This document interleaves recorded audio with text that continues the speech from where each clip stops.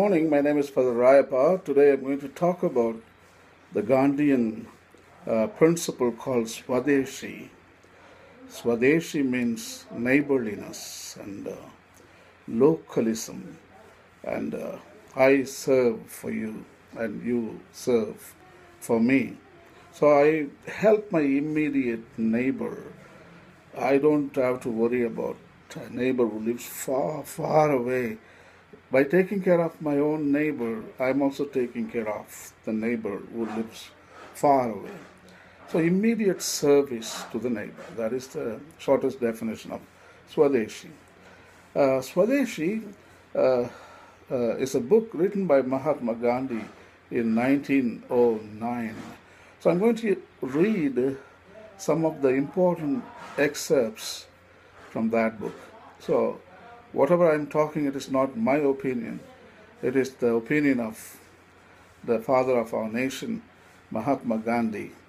So his ideas I'm going to read for you. So Swadeshi is that spirit in us which restricts us to the use and service of our immediate surroundings to the exclusion of the more remote. Thus, as for religion, in order to satisfy the requirements of the definition, I must restrict myself to my ancestral religion. That is, the use of my immediate religious surroundings. If I find it defective, I should serve it by purging it of its defects. In the domain of politics, I should make use of the indigenous institutions and see them by curing them of their proved defects.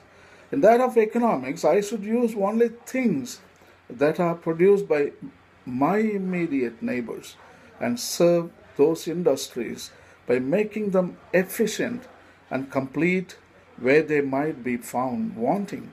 It is suggested that such Swadeshi, if reduced to practice, will lead to the millennium. In the field of religion, Hinduism has become a conservative religion and therefore a mighty force because of the Swadeshi spirit underlying it. It is the most tolerant because it is non-proselytizing, and it is as capable of expansion today as it has been found to be in the past.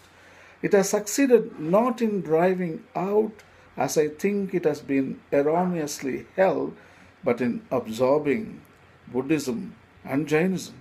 By reason of the Swadeshi spirit, a Hindu refuses to change his religion, not necessarily because he considered it to be the best, but because he knows that he can complement it by introducing reforms.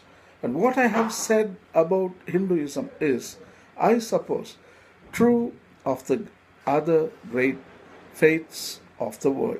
Only it is held that it is specially so in the case of Hinduism. In the field of education, we have labored under a terrible handicap owing to an almost fatal departure from the Swadeshi spirit.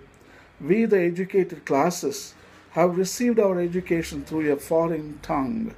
We have, therefore, not reacted upon the masses. We want to represent the masses, but we fail. They recognize us not much more than they recognize the English officers. Their hearts are an open book to neither. Their aspirations are not ours. Hence there is a break. And you witness not, in reality, failure to organize, but want of correspondence between the representatives and the represented. If during the last 50 years we had been educated through the vernaculars, our elders and our servants and our neighbors would have partaken of our knowledge. The discoveries of Bose or Ray would have been household treasures, as are the Ramayana and the Mahabharata. As it is, so far as the masses are concerned, those great discoveries might as well have been made by foreigners.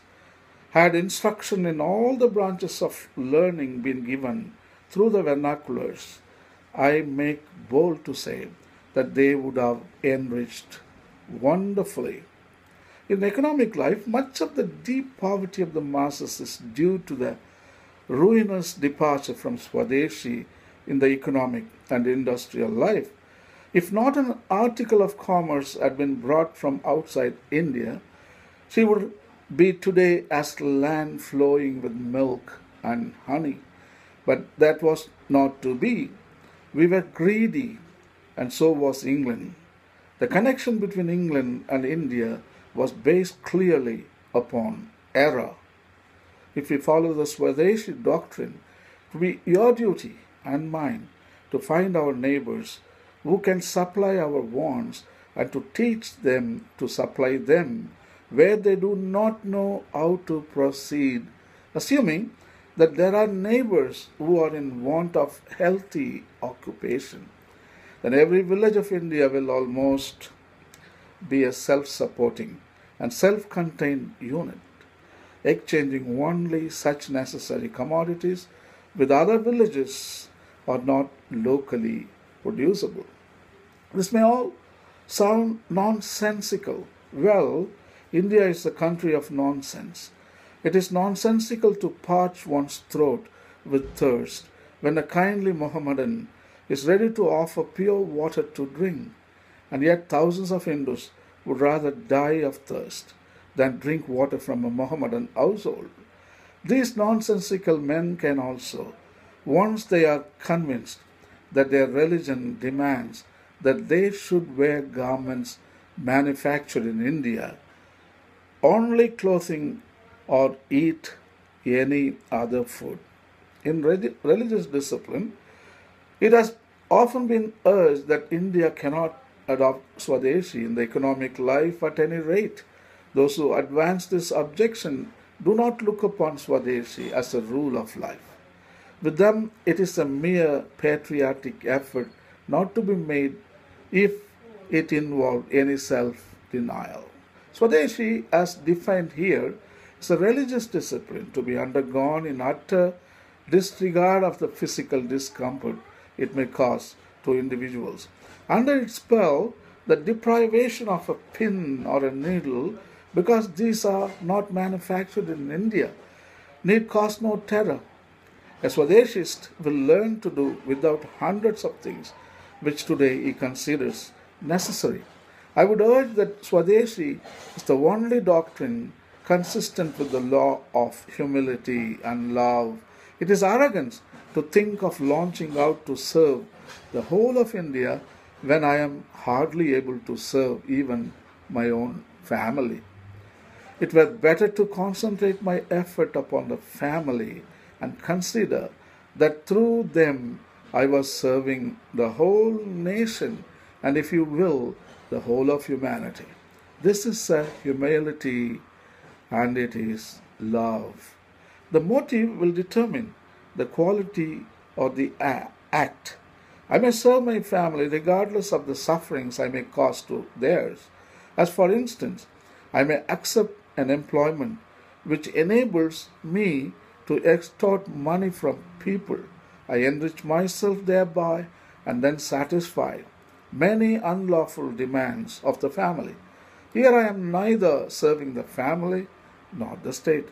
Or I may recognize that God has given me hands and feet only to work with for my sustenance and for that of those who may be dependent upon me.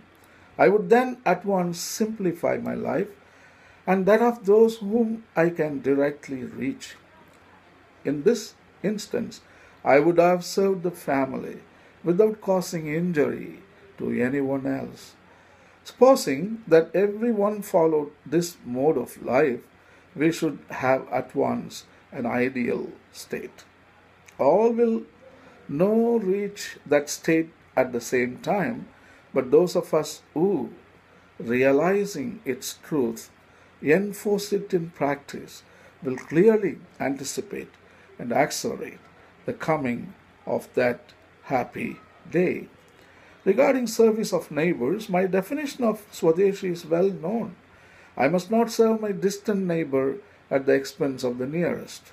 It is never vindicative or punitive. It is in no sense narrow, for I buy from every part of the world what is needed for my growth. I refuse to buy from anybody anything, however nice or beautiful, if it interferes with my growth or injures those whom nature has made my first care. I buy useful, healthy literature from every part of the world.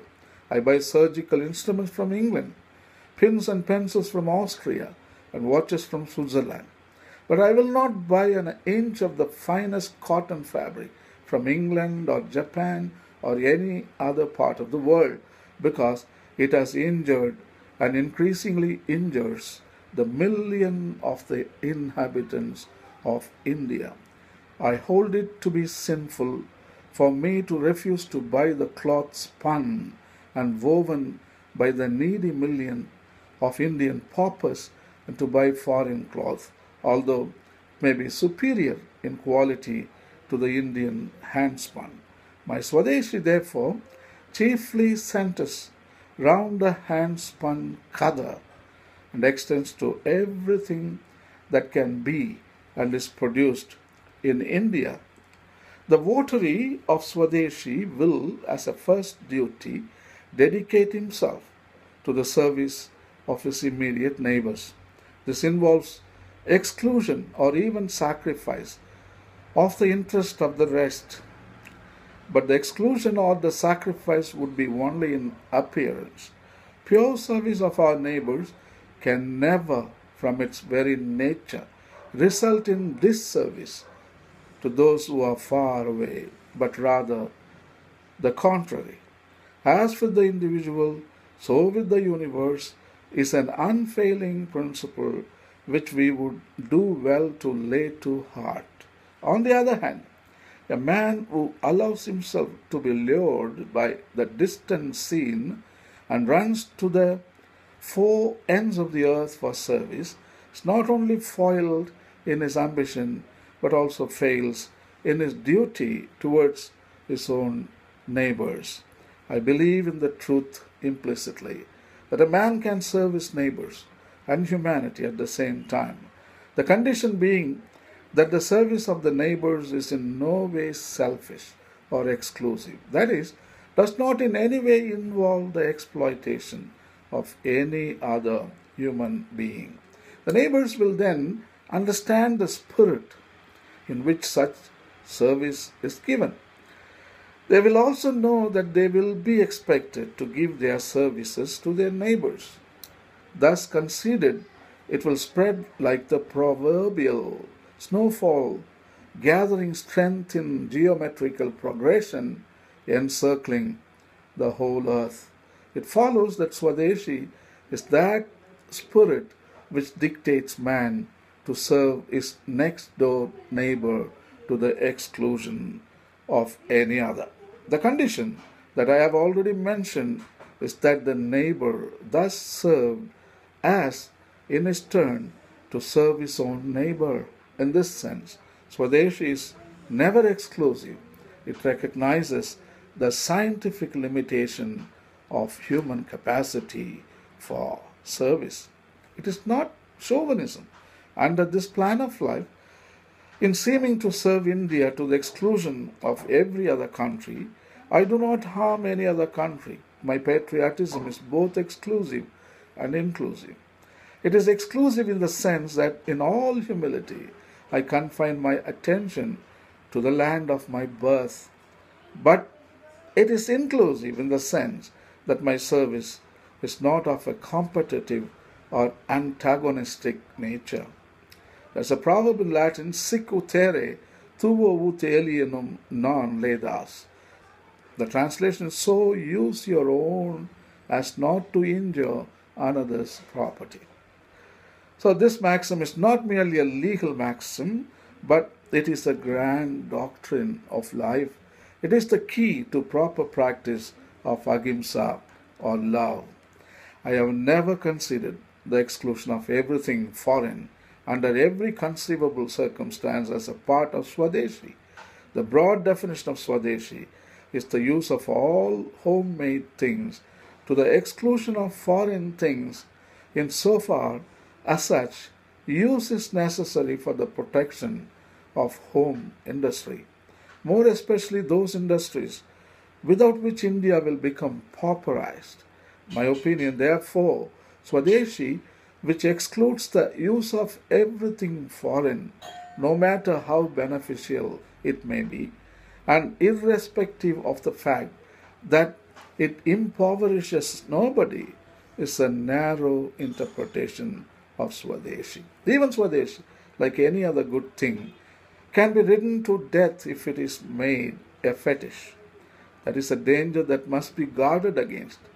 To reject foreign manufacturers merely because they are foreign, and to go on wasting national time and money in the promotion in one's own country of manufactures for which it is not suited, would be criminal folly and a negation of the Swadeshi spirit. A true votary of Swadeshi will never harbor ill will towards the foreigner. He will not be actuated by antagonism towards anybody on earth. Swadeshism is not a cult of hatred. It is the doctrine of selfless service that has its roots in the purest ahimsa and love. So these are the excerpts which I liked best. So thanks for listening to this YouTube and watching this presentation, and please do some extra research in the internet and read and educate yourself. And today, Swadeshi principles is absolutely welcome in the assault of globalization. Thank you. Goodbye.